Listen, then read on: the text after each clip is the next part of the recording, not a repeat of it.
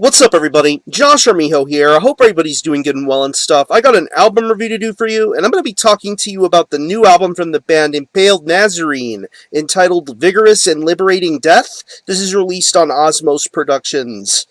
Now, if you're not too familiar with this band, they are based out of Finland, and the best way to describe the sound of this band would be a very fast-paced, satanic, and overall perverted style of black metal. I mean, Impaled Nazarene are a household name within the Finnish metal scene and within Finnish black metal, because they have a very different approach to their style, an almost punkish speed metal style when it comes to black metal.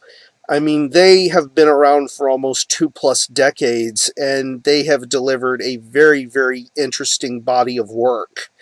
I mean, their first two albums, Tolkormt, Nors, and one of my all-time favorite albums from them, Ugra Karma, just absolutely amazing stuff, even to stuff like Latex Cult, and moving on into the 2000s, they had albums like Nihil, which featured a then little-known guitar player known as Alexei Leho, who later on went on to play in Children of Bodom, to albums like Absence of War Does Not Mean Peace, Manifest, and their 2010 album Road to the Octagon.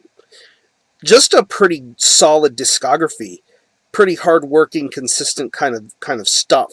Of course, I prefer their later 90s stuff as opposed to their early 90s stuff as opposed to their later 2000s work, but Impaled Nazarene have kept it going and just worked very, very hard to get to where they're at. Now we have their 12th full-length album, Vigorous and Liberating Death.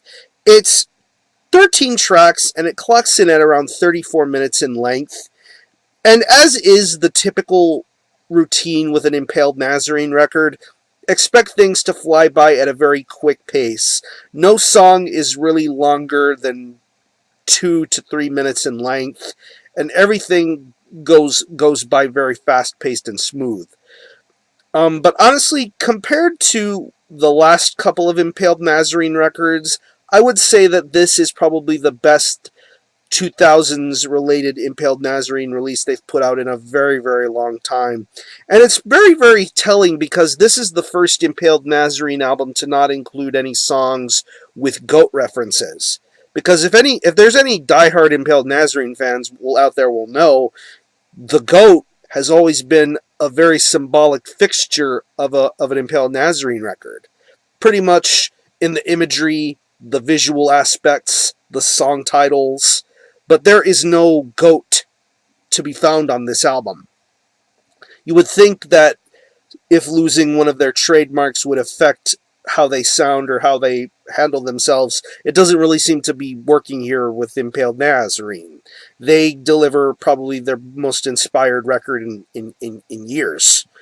It's a fast-paced record from the very, very get-go. I mean, you can tell instantly by the way the riffs are being handled once you get past the introductory track, and then onto songs like Flaming Swords of Satan and Pathological Hunger for Violence. It's just a really, really awesome kind of guitar performance, very skilled, very detailed, very, very heavy on riff work. That's where I mentioned earlier this band has an almost punk speed metal sort of approach when it comes to black metal. You get the usual kind of routine when it comes to a black metal guitar, but the way things are being handled here, it really, really sounds good, and it sounds very, very well executed here. The riffs, the solos, the lead-ins, it's a very, very well timed out and patterned guitar performance. Very, very well handled here. Bass is smooth. Bass plays very, very well here. I love the way that it sounds in this album's production and mixing. Definitely a good bass performance all the way throughout. When it comes to the drums, I think the drums are handled very, very well and nicely here.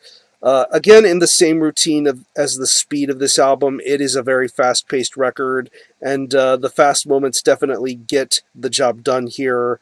Vestal Virgins, Apocalypse Principle, the title track, even the longest track on here, which is the closing track on here, Hostis Humani Generis, you get some really, really good drum work going on that track. Very decently paced. but yet the drum work is very, very entertaining all the way throughout.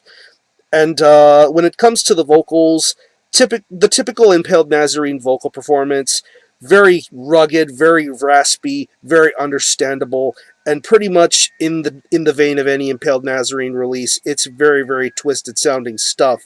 The vocal delivery, the lyrical content, it's all there, and it's done very well here. I would expect one really crazy track to come about this album, and I would say that one track is Drink Consultation.